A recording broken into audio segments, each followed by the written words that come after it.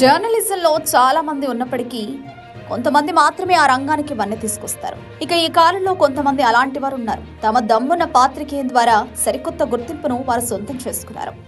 అలాంటి వారి నుంచి సమాజం ఎంతో కొంత న్యూట్రలిజాన్ని ఆశిస్తుంది. న్యూట్రలిజం పేరుతో ఆ పాత్రికేయులు ఒక పార్టీకి భజన చేయడం, ఒక వ్యక్తికి డబ్బా కొట్టడం, ఒక వ్యక్తిని అశేషమైన నాయకుడిగా కీర్తించడమే హాస్యాస్పదంగా కనిపిస్తోంది. వార్తలు చదవడం వేరు, ఫీల్డ్ లెవెల్లో వార్తలను సేకరించడం వేరు. ఒక వ్యక్తిని ముఖాముఖి ప్రశ్నలు అడగడం వేరు.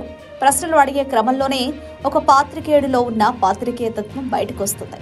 అందులో రాగద్వేషాలకు అతీతంగా ప్రశ్నలు అడిగినప్పుడే అసలు విషయం వెలుగు చూస్తాయి. మన దేశంలో తెర వెనుక జరిగిన విషయాలు, రాజకీయ పార్టీలు పాల్పడిన విధానాలు, తీసుకున్న నిర్ణయాలు ఇటువంటి ముఖాముఖి చర్చల ద్వారానే బయటకొచ్చాయి. కానీ ఈ పాత్రికేయులు మాత్రం ముఖాముఖికి అర్థం పూర్తిగా మార్చేశారు. దానిని ఒక భజన తంత్రంగా, భజన మంత్రంగా చేశారు.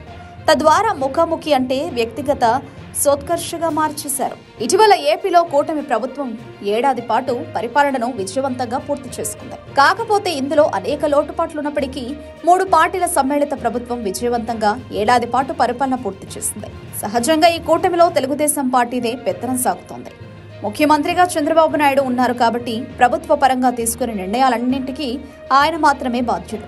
ఇక పథకాల అమలు విషయంలోనూ ప్రభుత్వం కింద మీద పడుతోంది. అయితే ఈ విషయాన్ని కూటమి అనుకూల మీడియా అంతగా ప్రెజెంట్ చేయడం లేదు. పైగా అందులో ఉన్న పాజిటివిటీని మాత్రమే బయటకు కనిపించేలా చేస్తోంది. గతంలో జగన్మోహన్ రెడ్డి ప్రభుత్వం అధికారంలో ఉన్నప్పుడు నెగిటివ్ అంశాలను మాత్రమే ఈ మీడియా ప్రెజెంట్ చేసింది. కానీ ఇప్పుడు పూర్తిగా పాజిటివ్ గా మారిపోయింది. ఇక చంద్రబాబుతో ముఖాముఖి నిర్వహించిన వర్గం మీడియా పాత్రికేయులు పూర్తిగా భజనకు అలవాటు పడిపోయారు. చంద్రబాబును అనితర సాధ్యుడిగా, అసాధ్యుడిగా కీర్తించారు. ఆయనకు మించిన యోధుడు లేడని, ఆయనకు ఆయనే సాటి అని డబ్బా కొట్టారు.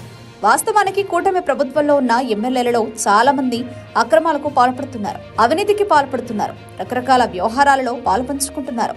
ఈ మాట అంటున్నది ఎవరో కాదు, కూటమి అనుకూల మీడియాలోని ఒక ఛానల్.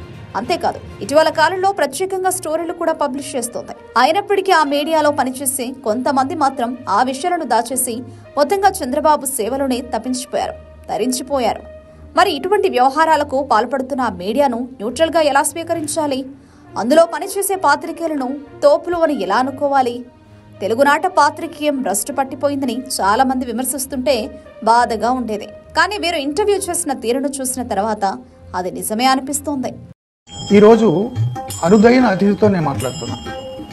అతడు అనేక యుద్ధముల ఆరితేరిన యోధుడు. సర్వనాశనమైపోయిన రాష్ట్రాన్ని పునర్నిర్మించాలనే ఒక సంకల్పంతో జైలు గోడల్ని బద్దలు కొట్టుకుని బయటకు వచ్చిన చంద్రబాబు నాయుడు ఈ రోజు దేశంలో అమలవుతున్న అనేక పథకాలకు ఆయనే ఆవిష్కర్త, సంపద సృష్టికర్త, సంక్షోభాలను అవకాశాలుగా మలుచుకునే అపర చాణక్యుడు, సైబరాబాద్ సృష్టికర్త, అమరావతి రూపశిల్పి, క్లైమర్ మైన్స్ సైతం భయపెట్టినటువంటి నాయకుడు, రాజకీయ దురంధరుడు, 50 సంవత్సరాల సుదీర్ఘ రాజకీయ అనుభవం ఉన్న రాజనీతిజ్ఞుడు. సాధించిన విజయాలు ఆయన కెరీర్ లో చాలా ఉండొచ్చు, కానీ ఈ ఏడాదిలో ఏం సాధించారనేది చాలా ముఖ్యం. ఊపిరి సలపని స్థితిలో రాష్ట్రం గుడ్లు తేలేసిన పరిస్థితిలో సంజీవిని లాంటి, లైఫ్ డ్రగ్ లాంటి, దివ్య ఔషధం లాంటి నారా చంద్రబాబు నాయుడు అనే నేను